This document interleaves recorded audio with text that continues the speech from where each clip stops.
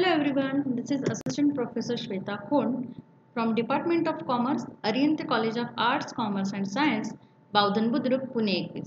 Today, I am going to teach you the next part of my earlier video, which is based on chapter number 2 of Advanced Accounting TYBCom, Final Accounts of Banking Companies. Today, we will focus on how to prepare the final accounts, means we will study accounting format which is prescribed by Banking Regulation Act 1949. We will move to our first slide. Now, format of banking companies final accounts. According to section 29 of Banking Company Act, a banking company which is incorporated specifically in India is mandatory or required to prepare their financial statements at the end of each accounting year. As we know that, being a commerce student, we know that accounting year starts from 1st April, ends up to 31st March. The financial statements, means balance sheet, profit and loss accounts, are prepared to ascertain the profitability of the business and to check the financial position of the business at the end of the accounting period. So in India, the financial statements, means final accounts, are prepared at the end of each accounting period. Specifically, the balance sheet and profit and loss accounts are prepared in respect of all business transactions transacted by it in the form set out in the third schedule of the Act. The third schedule of the particular Act, means Banking Regulation Act 1949, gives us a guidelines regarding how to prepare the final accounts, because see, final accounts for companies are different and final accounts for banking companies are different. While preparing the final accounts of banking company, compulsorily we have to follow the rules and regulations and guidelines or format prescribed by the Banking Regulation Act 1949. These final accounts are prepared in vertical format, means T format. In the vertical format, not in the T format. T format means horizontal format. So vertical format is required to prepare the final accounts, and there are total 16 schedules. Out of the 16 schedules, the first 12 schedules belongs with the balance sheet, and another 4, means 13, 14, 15, 16. These schedules are belongs to the profit and loss account. So total 16 schedule we have to prepare, and which will cover all the assets, liabilities, income and expenses. Now we'll move to the format of balance sheet. The balance sheet is prepared every end of the year. At the end of the year, the balance sheet is prepared, and this will be the vertical format. The first we have to write down our capital and liabilities. Why capital and liabilities? Capital means which will include share capital and reserves and surplus, and liabilities are the other liabilities, means fixed liabilities and other liabilities. And next part of this particular diagram or table is assets. So first we have to write down all the capital and liabilities, then we have to take a total of it, and this total should be tallied with the total of assets. Then we have to write down the contingent liabilities. Contingent liabilities which may occur in the future with some incidence or event of output, or it is the output of a particular event which is pending or which will decide in the future only. This is contingent liability. Contingent liability is the part of balance sheet but not the part of the totaling. While totaling, we do not need to consider the contingent liabilities. Contingent liabilities are written down after the tallying of the balance. So this format is very important. We'll start with the schedules. The first schedule under the capital and liability is capital. The second one is reserves and surplus. Third schedule is we have to memorize these numbers, because while preparation of financial statements of the banking company, we have to follow mandatorily these schedules only. The number should not be wrong. We have to write down as it is. We just need to put on the amounts over here. The format is already prescribed and we have to follow the format. The first schedule is capital, the second schedule is reserves and surplus, the third schedule deposits, the fourth one is borrowing, fifth one is other liabilities. Then we have to take the total of capital and liabilities. Now the next is assets.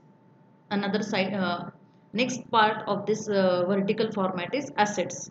Assets can be fixed and other assets, means current assets. Fixed includes tangible as well as intangible assets. See here, the schedule number 6 which deals with the cash and balances with RBI. Cash reserves are maintained by the bank and balances are maintained with the RBI. The next number 7 is balances with other banks, money at call and short notices. Schedule number 8 for investment. Schedule number 9 stands for advances, means loans. Schedule number 10 for fixed assets. Schedule number 11 for other assets. Other assets means current assets. Then we have to take a total of asset side. The total of liabilities and total of assets should be tally. At that time only our problem will get correct. Next, schedule number 12 deals with contingent liability, and next one is bills for collection. For the bills for collection, there is no number of schedule. We just have to put on the amount which is given in the problem as it is over here. Now we'll move to the schedules one by one. The first schedule will go in deep. The first schedule deals with capital. If the banks are nationalized, as we are aware about that, the meaning of nationalized banks means which are owned and managed or controlled by the central government. So here for the nationalized banks, the capital we have to write down which is fully owned by central government. Next, number 2, for the banks which is incorporated outside India, not in India. Here the amount brought by bank as a startup capital we have to prescribe as according given by RBI. The next one is number 3. The first and 2 is normally not come under the TYBCom problems. We have to focus on number 3, which is regular involved in the problems given in the particular textbook of Nirali. Number 3 deals with for other banks other than the nationalized banks. First we have to write down the authorized capital. We have to write down the narration, number of shares, rupees dash dash each, means per value of share. Authorized capital is the capital which is prescribed in the memorandum of association of the company, and this is the highest limit. Up to that limit the bank or the particular business can raise the capital by issuing the shares. So this authorized capital is the highest limit or authorized limit. Up to that limit the particular banking company can raise the capital. This is not the actual capital, this is just a nominal capital. That's why we have to write down in the current year column, but under this amount we have to draw the underline. While tallying or while taking the total of this schedule, we do not need to consider this amount. This amount we just have to show, and that's why we put the underline. When we'll solve the problems, we'll come to know that. Next, issued capital. Out of the authorized capital, the rule is at least 50% should be issued capital out of authorized capital. If the authorized capital is say 1 lakh, at least 50,000 should be issued capital. Again, we have to write down the narration, number of shares and the per value of share. Next, subscribed capital. Subscribed capital should be 50% of issued capital. This is the rule which is prescribed by the Banking Regulation Act. Issued capital should be 50% of authorized capital. Subscribed capital should be 50% of issued capital. Next is called up capital. Called up capital again should be 50% of at least subscribed capital. We have to write down which it is already given in the problem. We just have to put on the amounts over here, write down by returning the narration. Now less calls unpaid. Calls unpaid means calls in arrears. Call has been made but the amount is not yet received from the shareholder. This is known as calls unpaid. This is not our capital. That's why we have to deduct it. Add forfeited shares.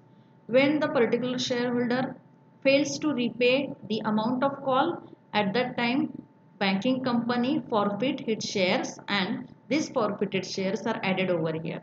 Then we have to take a total of this schedule. Schedule number 2 deals with reserves and surplus. This is very important schedule because in my earlier video I already discussed about statutory reserve, cash reserve, capital reserve, etc. etc. So here compulsorily we have to transfer at least 25% of out of its current year's profit. We have to transfer to the statutory reserve. So here first we start with the statutory reserve. Opening balance means last year balance. Every year the reserve is transferred to this account. That's why there is opening balance, because last year closing balance is treated as opening balance in the current year. So opening balance, then add addition during the year. Whatever transferred we have to add deduction. Whatever we utilized out of this reserve we have to deduct. So opening balance, add addition, less deduction. Next, capital reserve. Again, opening balance, add addition, less deduction. Share premium. Share premium is when the company or when the banking company issues their shares at a premium, they has to open separate account known as share premium account. This is one of the reserve. This amount bank can utilize for the purpose of reserve. So share premium, opening balance, add addition, less deduction. Next, revenue and other reserves. There are also other dividend equalization reserve and number of reserves are there. Again, we can write down opening balance, add addition, less deduction. And the last one is balance in profit and loss account. When we'll prepare the P&L account, when we'll prepare the P&L account, we have to write down the appropriations. We have to transfer to statutory reserve. We have to pay the proposed dividend. Then whatever amount will be in the hands of the banking company known as surplus amount. This would be transferred into this account and then this account will get closed. Schedule number 3, which deals with deposits. As we are aware about that, there are 3 types of deposits in the bank: current deposits, saving deposits, and fixed deposits. Another type is also RD, that is recurring deposit also. So here, the first section A is for demand deposits. Demand deposits means current deposits from banks, from others. Number 2, saving bank deposits. These amounts are already given into the problem trial balance. We just need to put the amount in this particular head, in front of this particular head only. Number 3, term deposit. Term deposit includes fixed deposits from banks, from others. Then we need to take total. Number B, the section B deals with the first deposits of branches in India. Whatever branches are available in India, they can also put the deposits with the bank. These deposits we may write down over here. And deposits of branches outside India. Then we need to take total of this schedule. Schedule number 4, which deals with borrowings. As we are aware about that, bank engage themselves in accepting deposits and granting loans. When bank grants loans, it is known as advances. And when bank take loans from another bank and another financial institution or RBI, it is known as borrowings for the bank. So borrowings can be taken within India and outside India only. That's why there are 2 sections of this schedule. Borrowings in India, bank can borrow the amount from RBI, which is mother bank of all banks. Then other banks, other financial institutions and agencies, bank can borrow the amount when it required. Number B for borrowing outside India. Then we need to take total of this schedule. Schedule number 5, which deals with other liabilities and provisions. These other liability means all the current liabilities. For example, bills payable. Bills payable is the current. All the payables are the other liabilities. Bills payable, inter-office adjustment. Bank always make the inter-office adjustment. So we can deposit our amount at any branch of the particular bank at any place. So automatically this will become the inter-office adjustment from one bank to another bank. Okay, when the amount will be payable by this particular bank to other bank will be known as inter-office adjustment, and this will be the payable will be the liability. Please remember, all payables are the liabilities. Interest accrued. There are 2 types of interest accrued. This interest accrued is regarding the interest payable, able to pay. It is not yet paid, it is able to pay. As we are aware about that, bank has to pay the interest on the deposits. Okay, that's why whatever interest is not yet paid known as interest accrued, which is payable. Then others, any other provisions like taxation, etc. Then we need to take total. Now we have completed with the liability side. Now we'll move to the asset side. Schedule number 6 deals with the asset side. This is the first schedule from the asset side. Cash and balances with RBI. Bank has to maintain the cash with them only and with RBI also. The first is cash in hand, which includes the foreign currency also.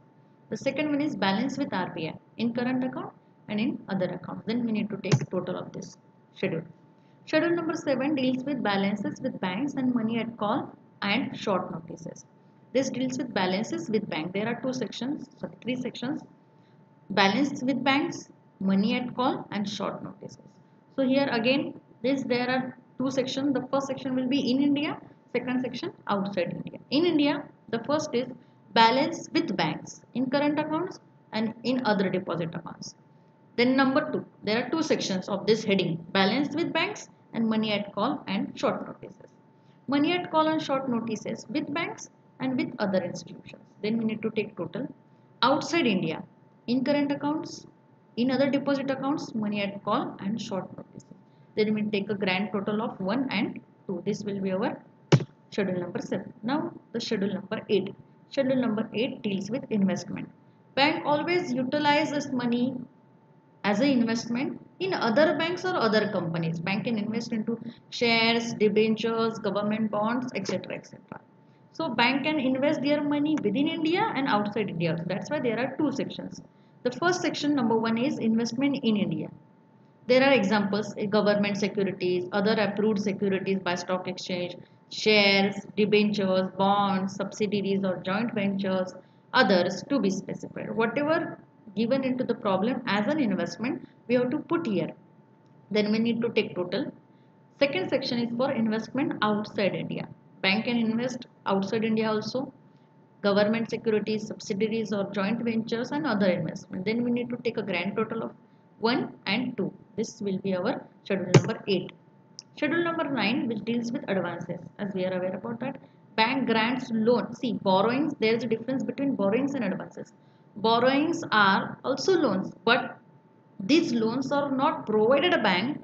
These borrowings are taken by bank by the other banks or other financial institution, and these advances are the loans which is provided by the bank to the other customers or other banks or other financial institutions. So the part, there are three categories into this. The first category deals with bills purchased and discounted. These are the short term loans, cash credit, overdraft and loans repayable on demand. These are also short term loans. And term loans. Term loans means long term loans. Then we need to take total. Second is secured by tangible assets, means there are two types of loans: secured loans, unsecured loans. We can secure the loans by tangible asset. Tangible asset means which we can see with the help of eyes, like furniture, fixture, building, etc. So number 2, covered by bank or government guarantee. Bank can render loans on the behalf of any other banks or government guarantee also. No need to take security of tangible asset. Both are, the first and 2, both are the secured advances. And third one is unsecured, which is there is no security. Then we need to take total. Number 3, advances in India. Priority sector means private sector, public sector, banks, others. Then we need to take total. Outside India, advances are given outside India also. Due from banks, due from others, bills purchased and discounted, syndicated. So then we need to take total of this column. This is very important schedule. Now next, schedule number 10, which deals with fixed assets. Basically, bank has a main fixed asset, that is premises of the bank. Because bank is not manufacturing concern, there is no need to maintain factory, godown, warehouse, etc. Bank has a premise to operate their banking business. So here, the first is premises. This is the main fixed asset of any bank. First, we have to write down at cost, means book value, which we take from balance sheet of last year. Then add addition during the year. When will be the additions? If we purchase the extra asset, then add it. If you sell the asset, then less it, add addition during the year, less deduction during the year, and the main thing, less the depreciation also. Because on the fixed asset, depreciation is provided. This provision will be given into the problem adjustment. Next, number 2, other fixed assets like furniture, fixtures, etc. Again same, take a book value, add addition during the year, less deductions during the year, and less depreciation. Then take a total of the schedule. Schedule number 11. Schedule number 11 deals with other assets, means current assets. It includes inter-office adjustments. See, inter-office adjustments was the part of other liabilities also, schedule number 5. But those were payable. These are receivable. Interest accrued, again interest receivable on the advances or loans. Tax paid in advance, tax deducted at source, that is known as TDS. This is also receivable from the tax department. All receivables are the other assets or current assets. Stationery and stamps, because it is a part of closing stock. Non-banking assets accrued in satisfaction of claims. Non-banking asset, we have seen already the meaning of non-banking assets in my part 1 video, and others. Then we need to take total of this schedule. Now, We have done with the all schedules which comes under the totaling of balance sheet. We have to tally liabilities to the assets because we know the equation of balance sheet, assets are equal to liabilities. Now the schedule number 12 is also part of balance sheet, but it is not considered while tallying the balance sheet. Contingent liabilities are shown separately after the total of the balance sheet. Contingent liability means the liabilities which may occur in the future. It is an output of a particular event, which is future event. It is not fixed or not probable, it is the future event. The examples are claim against the bank not acknowledged as debt, liability for partly paid investment. The particular company may call for the investment at any time. No probability is there. These are the unprobables. So liability on account of outstanding forward exchange contracts, guarantee given on behalf of constituents in India, outside India, acceptances, endorsements and other obligation, other items for which the bank is contingently liable. Then we need to take a total and we have to show this amount to the balance sheet. Now we'll move to the next point, profit and loss. Now we need to prepare profit and loss. There are total almost 16 schedules. We're done with the 12. Another 4 schedules are falls under the profit and loss account.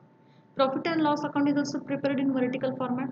Form B of third schedule of Banking Regulation Act is used at the time of preparation of profit and loss account, and it is divided into 4 sections. The first section is income. First we have to show, obviously if you want to arrive at a profit, firstly we should calculate the income, then we have to summarize our expenses. Income less expenses will get profit or loss. If income is more than expenses, there will be profit. If expenses are more than income, there will be a loss. So whatever profitability or loss, we'll check after putting the income and expenses. So firstly, the first section of P&L account is income. First item is interest earned. Firstly, we have to write down schedule number 13, which deals with interest earned. Bad debts and other provisions are not deducted. They are shown as a separate items. Second item is other income. This is schedule number 14. It means schedule number 13 and 14 are part of this section income. Schedule number 13 for interest earned, because this is the main source of income for the bank. Sources of income and expenses we have already seen our part 1 video of this chapter. Then next is profit and loss account, second section. Second section deals with expenditure. First we have to write down, on the top we have to write down the income, then we write down expenditure, then from 1 2 is minus, means income minus expenses, then we will get our profit or loss at the end of the particular financial year. The first item is interest expended. In case of income, the first item was interest earned. Earning known as income and expenditure are the expenses. Details are shown in schedule number 15. The second item is operating expenses. Operating expenses means regular expenses incurred for daily operations of the business. Details are shown in schedule number 16. The third item is provisions and contingency. There is no schedule for provisions and contingency. It includes provision for taxation, वगैरह, and contingencies will be also there. So basically, expenditure section deals with schedule number 15 and schedule number 16. Then next is profit and loss. Now we'll arrive at a profit and loss.